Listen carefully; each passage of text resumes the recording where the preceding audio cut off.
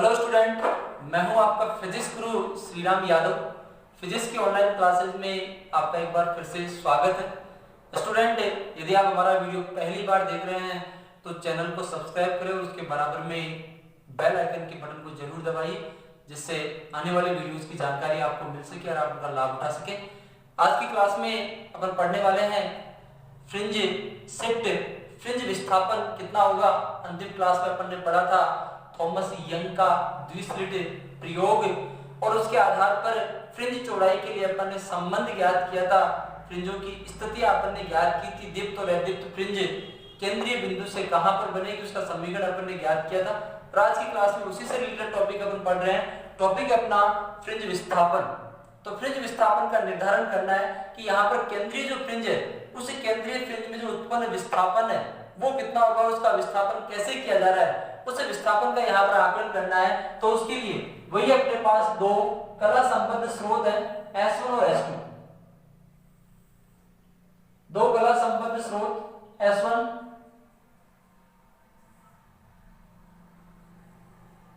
और S2 है, जिनके बीच की दूरी क्या है, स्मॉल d है। इन कला संबद्ध स्रोतों से लंबवत d दूरी पर कोई पर्दा व्यवस्थित है और इस पर्दे का जो केंद्रीय बिंदु है वो O है, लंबवर्धक बिंदु के। इस बिंदु O पर जो है वो केंद्रीय दीप्त फ्रिंज बनती है। ठीक है। स्रोत S1 और S2 से आने वाली कला संबद्ध तरंगों के अध्यारोपण से यहाँ पर केंद्रीय दीप्त फ्रिंज बनती है, क्योंकि यहाँ पर तीव्रता का मान अधिकतम होगा, क्योंकि यहाँ पर दोनों स्रोतों से पहुंचने वाली तरंगों के मध्य का जो पथांतर है वो क्या होगा, शून्य होगा। नियत है यहाँ पर पथांतर का मान, तो यहाँ पर इस बिंदु पर सदैव क्या बनेगी, दीप्त फ्रिंज बनेगी। अब यहाँ पर यदि स्रोत S1 से चलने वाली तरंग जो है, स्रोत S1 से जो तरंग निकल रही है उस तरंग के मार्ग में यदि कोई t मोटाई और म्यू अपवर्तनांक की कोई पारदर्शी पन्नी रख दी जाए तो यहाँ पर जो केंद्रीय फ्रिंज है ये अपने स्थान से विस्थापित हो जाती है। कब होगी विस्थापित? इस स्रोत S1 से आने वाली जो भी तरंग है उस आने वाली तरंग के मार्ग में क्या रखें, t मोटाई और म्यू अपवर्तनांक की कोई पारदर्शी पन्नी रख दी जाए तो ये जो केंद्रीय फ्रिंज है बिंदु O से विस्थापित होकर बिंदु O डैश पर पहुंच जाती है। कहां विस्थापित हो जाती है? O डैश पर विस्थापित हो जाती है। पहले बिंदु O पर बन रही थी, अब O के स्थान पर ये O डैश पर बन रही है। कब बन रही है? जब S1 से आने वाली तरंग के मार्ग में कोई पारदर्शी पन्नी रखी जा रही है। इस स्रोत S1 से निकलने वाली जो तरंग है उसके मार्ग में ये कोई पारदर्शी पन्नी रखती है। पारदर्शी पन्नी को यहां पर व्यवस्थित कर दिया गया और स्रोत S2 से निकलने वाली तरंग यहां पर पहुंच रही है। तो इस स्थिति में यहां पर जो केंद्रीय फ्रिंज है बिंदु O से विस्थापित होकर कहां पहुंच गई, O डैश पर पहुंच गई। तो यहां पर इस फ्रिंज का विस्थापन कितना हुआ, x। मान लो ये विस्थापन x है, तो इस x का निर्धारण यहां पर अपने को करना है कि x का मान कितना होगा। समझ गए? यहां पर x का विस्थापन, x का मान अपने को ज्ञात करना है। तो यहां पर पारदर्शी पन्नी के कारण, पारदर्शी पन्नी के कारण पथांतर कितना उत्पन्न हो।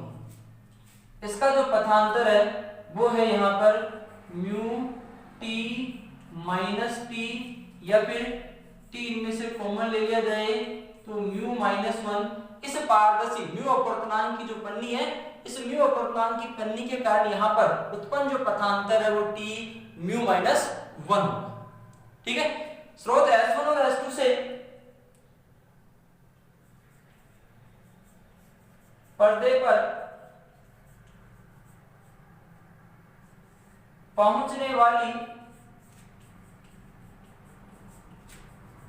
तरंगों में पथांतर। स्रोत S1 और S2 से बिंदु O डैश पर जो तरंगें पहुंच रही है उन तरंगों का जो पथांतर है, पिछली क्लास में अपन ने ज्ञात किया था, तो पथांतर S2O dash minus S1O dash बराबर XD/D लिखा जा सकता है। अंतिम क्लास में अपन ने ये समीकरण ज्ञात किया था। तो यहाँ पर स्रोत S1 और S2 से पहुंचने वाले तरंगों के मध्य जो पथांतर है वो पथांतर यहाँ पर XD/D के बराबर है। फिर यहाँ पर अब यदि यहाँ पर देखा जाए कि जो बिंदु O डैश है, यदि इस बिंदु O डैश पर NV दीप्त फ्रिंज बनती है तो पथांतर कितना होगा? यदि विस्थापित फ्रिंज की स्थिति में NV दीप्त फ्रिंज बनती है तो पथांतर, व्यतिकरण के गणितीय विश्लेषण में अपन ने संपोषी और विनाशी व्यतिकरण की अवस्थाओं में इसका निर्धारण किया था। तो यहाँ पर S2O dash minus S1O dash बराबर n लैम्डा, लैम्डा का पूर्ण गुणज लिखा जा सकता है। तो यहाँ पर देखो पथांतर पथांतर पथांतर तीनों समीकरणों में यही चीज है। तो यहाँ पर O डैश पर प्राप्त फ्रिंज के लिए अतः विस्थापित फ्रिंज के लिए ये तीनों मान क्या होंगे? बराबर होंगे। तो T म्यू माइनस 1 बराबर XD/D बराबर n लैम्डा। समझ गए? तो यहाँ पर बिंदु O डैश के लिए पथांतर, बिंदु O डैश के लिए पथांतर और बिंदु O डैश के लिए पथांतर, तीनों अवस्थाओं में S1 और S2 से निकलने वाले तरंगों के लिए पथांतर है जो एक समान है। तो यहाँ पर बिंदु O डैश O से x दूरी पर निश्चित है यहाँ पर, तो प्रत्येक स्थिति में पथांतर का मान बराबर होगा। तो यहाँ पर इन तीनों समीकरणों का मान बराबर है। तो उस स्थिति में यहाँ पर अपन सबसे पहले फ्रिंजों की संख्या देखें।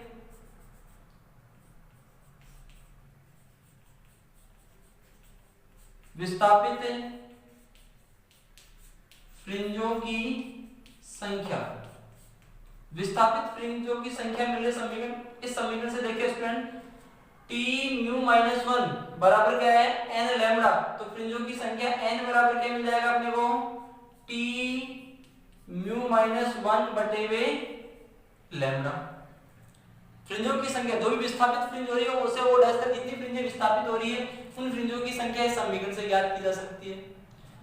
फ्रिंज विस्थापन देखा जाए यहाँ पर जो ज्ञात करना अपने को, वो फ्रिंज विस्थापन इसी समीकरण से कितना हो जाएगा?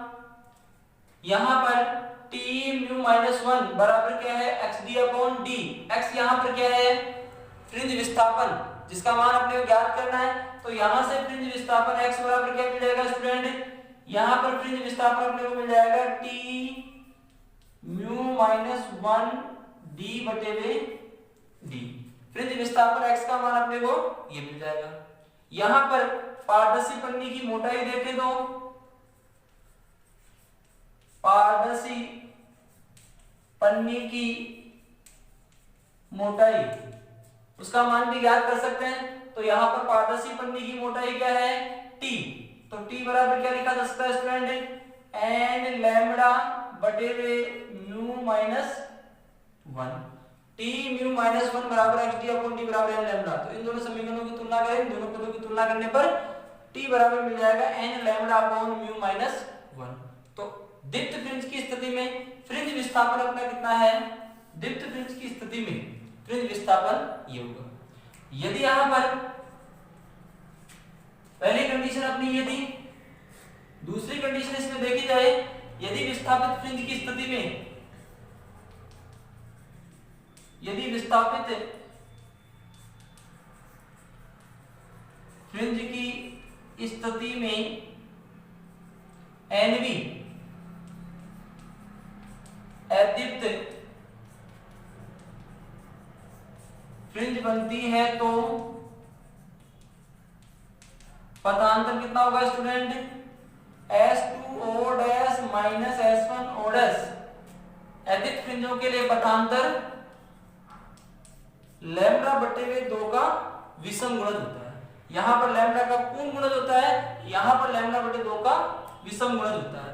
तो उस अवस्था में यहां पर अदित फ्रिंज के लिए क्या हो जाएगा, T म्यू माइनस 1 बराबर x d अपॉन d बराबर क्या हो जाएगा 2n माइनस 1 लैम्ब्डा बटे में 2। तो यहां पर फ्रिंज विस्थापन कितना हो जाएगा, अदित फ्रिंज की स्थिति में फ्रिंज विस्थापन x बराबर क्या हो जाएगा T म्यू माइनस 1 d बटे में d। और पन्नी की मोटाई देखें,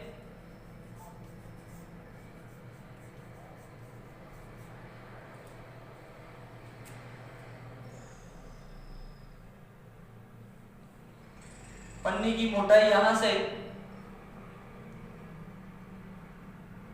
t का मान ज्ञात करना अपने को, तो t बराबर 2n माइनस 1 इनकी तुलना करें लैम्ब्डा बटे में 2 म्यू माइनस 1। तो यहां पर पन्नी की मोटाई ये है और फ्रिंज विस्थापन यहां पर ये है। इन दोनों समीकरणों से बात करें अपन, दोनों समीकरणों को देखो स्टूडेंट गौर से देखो, इन दोनों समीकरणों से क्या स्पष्ट हो सकता है, दोनों समीकरण एक समान है, कोई परिवर्तन नहीं है। इसका मतलब यहां पर चाहे O डैश पर दीप्त फ्रिंज बनती हो चाहे अदीप्त फ्रिंज बनती हो, वहां पर फ्रिंज विस्थापन एक समान है। लेकिन क्या है, फ्रिंज की जो मोटाई है, सॉरी पारदर्शी जो पन्नी ले रहे हैं अपन, उसे पारदर्शी पन्नी की मोटाई अलग अलग आ रही है। इन मोटाइयों की यदि इन पारदर्शी पन्नियों की मोटाई की पन्नी वहां पर तरंगों के मार्ग में रखी जाती है, तो उस अवस्था में ही फ्रिंज विस्थापन एक समान आ रहा है। क्लियर है स्टूडेंट? तो टॉपिक था अपना फ्रिंज विस्थापन। फ्रिंज शिफ्ट कितना होगा, तो फ्रिंज विस्थापन है वो किस पर निर्भर कर रहा है, फ्रिंज विस्थापन यहां पर निर्भर कर रहा है पर्दे की दूरी पर, स्रोतों के बीच की दूरी पर, और इसके साथ ही टी यहां पर क्या है, इस पारदर्शी पन्नी की मोटाई पर। तो यहां पर इन दोनों पारदर्शी पन्नियों की मोटाई के लिए फ्रिंज विस्थापन समान होगा।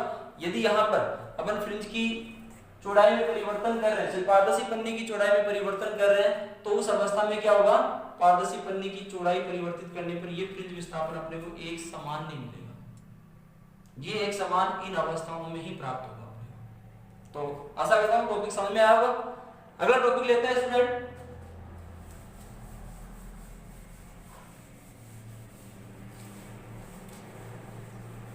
टॉपिक चल रहा है अपना व्यतिकरण। व्यतिकरण में अपने थॉमस यंग का प्रयोग पढ़ा था। उस प्रयोग के आधार पर अपने फ्रिंज चौड़ाई के लिए संबंध ज्ञात किया था। उसी फ्रिंज चौड़ाई में टॉपिक था अपना क्या, उसी फ्रिंज चौड़ाई में टॉपिक था अपना फ्रिंज शिफ्ट, फ्रिंज विस्थापन, उसी से संबंधित टॉपिक था। अब यहाँ पर व्यतिकरण की जो प्रारंभिक अवधारणा है, कंसेप्ट है, वो यहाँ पर लगभग पूरा होता नजर आ रहा है। इससे संबंधित दो टॉपिक यहाँ पर और देखे अपन। पहला टॉपिक है इसमें मेथड, कला संबद्ध स्रोत प्राप्त करने की विधियां, methods of producing coherent sources, methods of producing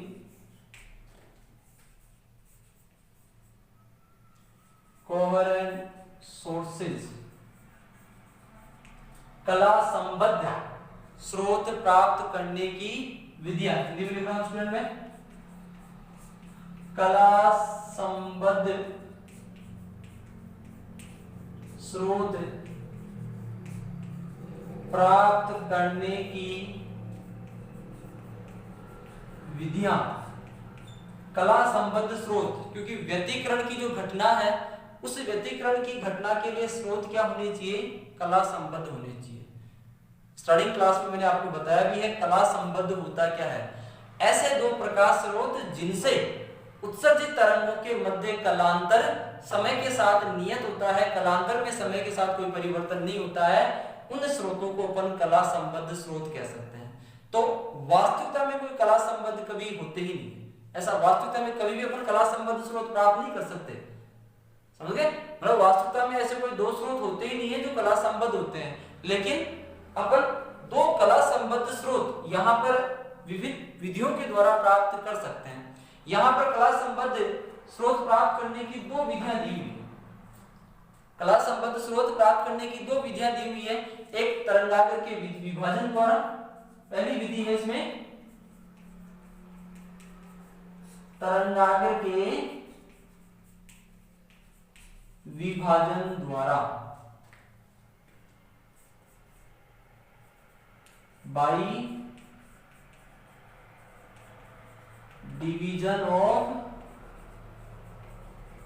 wave front, तरंगाग्र के विभाजन द्वारा, by division of wave front, पहली विधि यह है जिसके द्वारा अपन कला संबद्ध स्रोत प्राप्त कर सकते हैं। यहां पर इस विधि में अपन क्या करते हैं, इस विधि में परावर्तन और अपवर्तन के अंतर्गत, परावर्तन और अपवर्तन की जो क्रिया करा रहे हैं, परावर्तन और अपवर्तन द्वारा आपतित तरंगाग्र को दो तरंगाग्रों में विभाजित किया जाता है। परावर्तन की क्रिया हो या अपवर्तन की क्रिया हो, उसे आपतित तरंगाग्र को दो तरंगाग्रों में विभाजित किया जाता है। तो यहां पर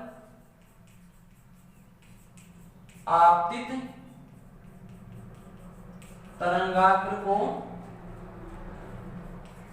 दो तरंगाग्रों में विभाजित किया जाता है। ये जो दो तरंगाग्र है, ये दो तरंगाग्र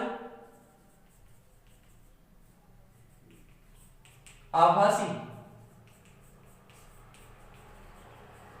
कला संबद्ध स्रोतों की भांति व्यवहार करते हैं। मतलब कोई भी एक तरंगाग्र दिया हुआ, चाहे वो गोलाकार हो चाहे बेलनाकार हो, उस गोलाकार तरंगाग्र, एक ही तरंगाग्र के यदि दो टुकड़े कर लिए जाए, उसे दो भागों में विभाजित कर दिया जाए, तो उस तरंगाग्र के जो दो भाग है, वो दोनों भाग दो नवीन आभासी तरंग स्रोतों की भांति व्यवहार करते हैं। वो केवल आभासी है, वास्तविकता में, क्योंकि मैंने पहले भी आपको बताया कि कोई भी दो स्रोत वास्तविकता में कला संबद्ध नहीं हो सकते, लेकिन आभासी कला संबद्ध स्रोत प्राप्त किए जा सकते हैं। तो यहाँ पर ये दोनों तरंगाग्र, एक तरंगाग्र के जो दो भाग अपने को मिल रहे हैं, वो दोनों भाग दो कला संबद्ध स्रोतों की भांति व्यवहार कर रहे हैं। यहां पर इसके लिए आवश्यक शर्त, इस विधि में आवश्यक शर्त जिसके आधार पर अपन उसी के आधार पर यह आभासी कला संबद्ध स्रोत प्राप्त कर सकते हैं। इसके लिए आवश्यक शर्त यह है कि जो स्रोत है, इसका स्रोत बिंदुवत या संकीर्ण, पॉइंट और नैरो सोर्स होना चाहिए। आपतित तरंगाग्र जिस स्रोत से उत्पन्न हो रहा है, वो स्रोत कैसा होना चाहिए, वो स्रोत होना चाहिए बिंदुवत या संकीर्ण, पॉइंट या नैरो सोर्स के द्वारा ही आपतित तरंगाग्र को दो तरंगाग्रों में विभाजित किया जा सकता है। समझ गए? इसका जो उपयोग है, इसका उपयोग कहां किया जा रहा है, आप जो विधि अपनी, इस विधि का उपयोग अपन कहां कर रहे हैं, इस विधि का उपयोग कर रहे हैं यहां पर यंग के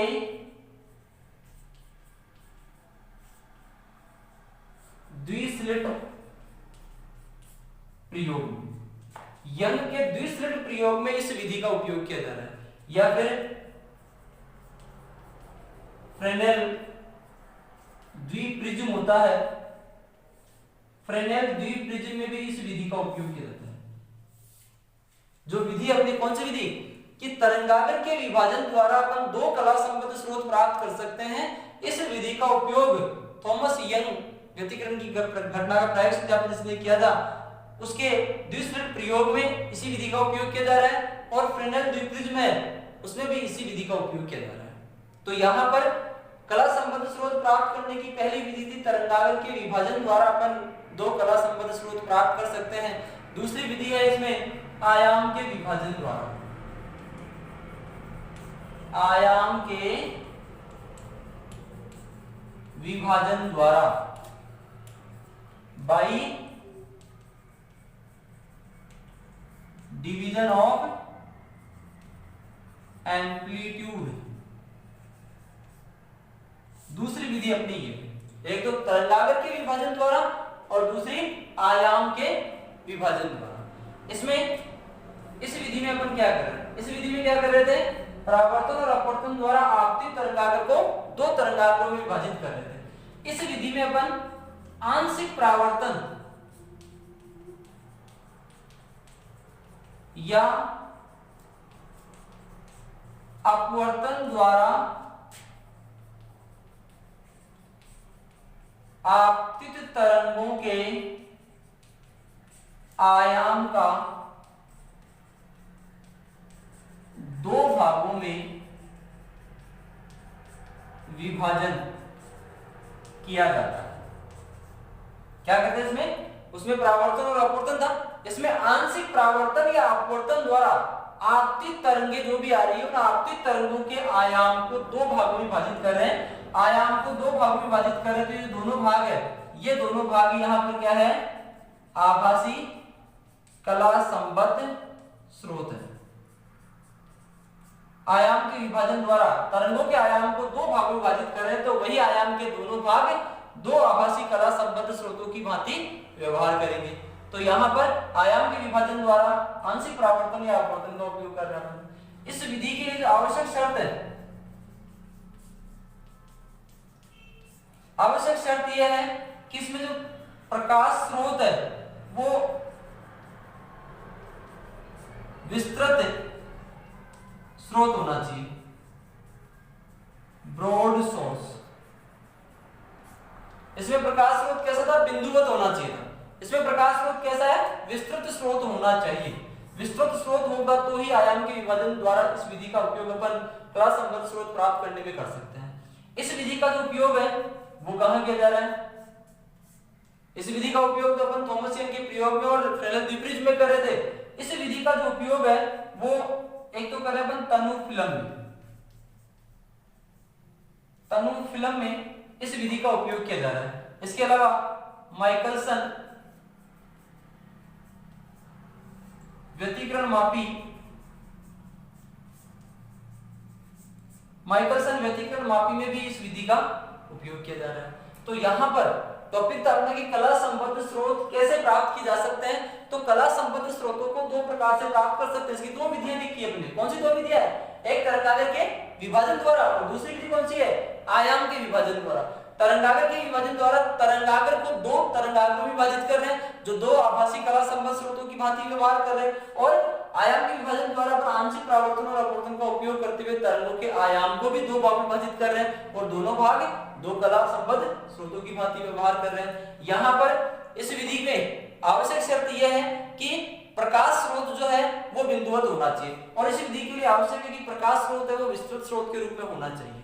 इसके साथ ही आप इस विधि का उपयोग कर रहे हैं थॉमसियन के प्रयोग में और फ्रेनेल द्विपरिज में। इसके अलावा यहाँ पर इस विधि का उपयोग कर रहे हैं तनु फिल्म और माइकलसन व्यतिकरण मापी में इस विधि का उपयोग किया जा रहा है। तो यहाँ पर आज की क्लास का टॉपिक था कला संबद्ध स्रोत प्राप्त करने की विधियां। इसके बाद में यहाँ पर अगले टॉपिक की ओर बढ़े अपन।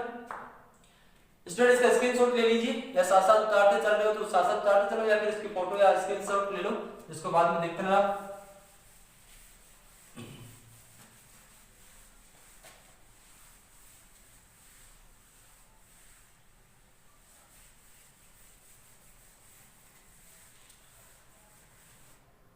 इसके बाद में स्टूडेंट अगला टॉपिक है अपना स्थायी व्यतिकरण के लिए आवश्यक प्रतिबंध क्या होना चाहिए। मतलब यहाँ पर कंडीशंस टॉपिक अपना कंडीशंस ऑफ सस्टेन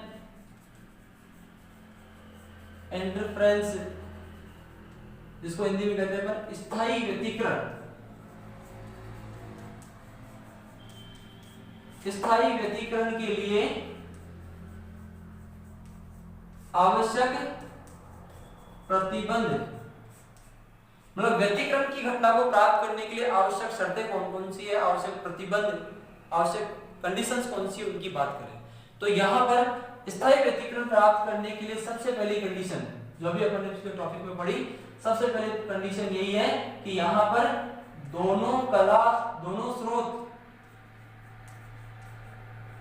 स्रोत कला संबद्ध होने चाहिए।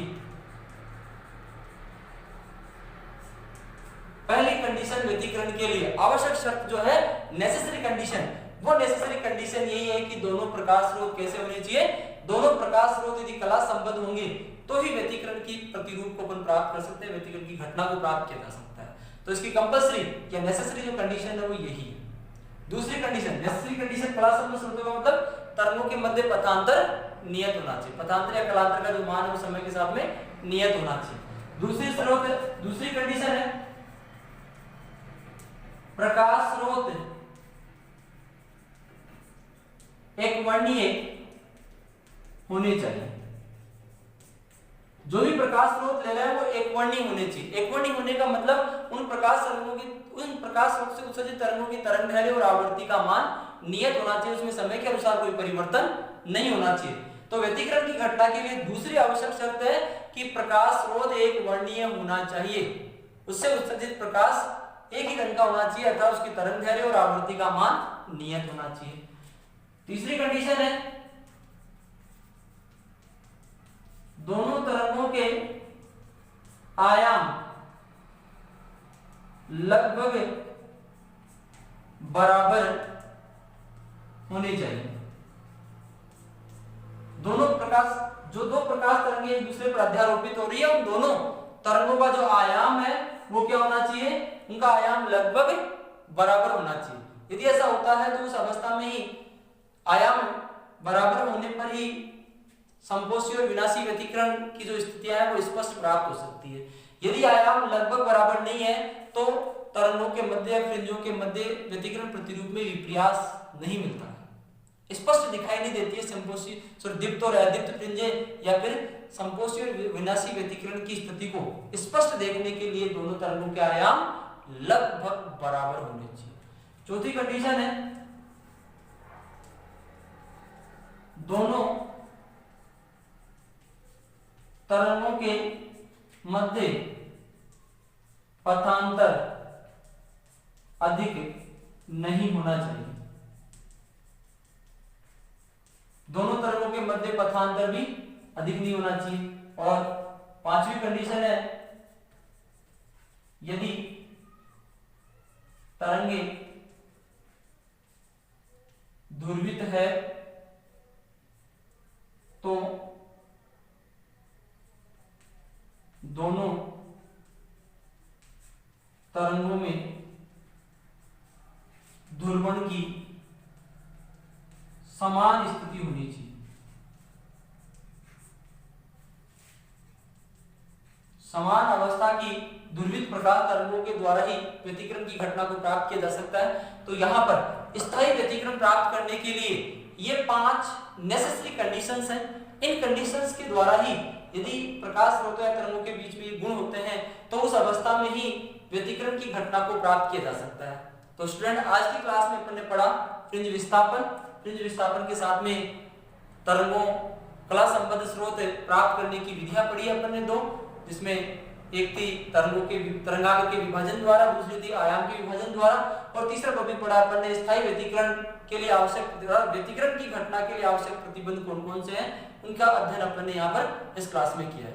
स्टूडेंट, आपने अभी तक पहली बार आप हमारे वीडियो को देख रहे हो तो हमारे चैनल को जरूर लाइक करें, सब्सक्राइब करें, कमेंट करें। कमेंट बॉक्स में आप अपने डाउट्स को जरूर डालें और आपके डाउट को ऑनलाइन या फिर अगली क्लास में उसको जरूर क्लियर किया जाएगा। Thank you.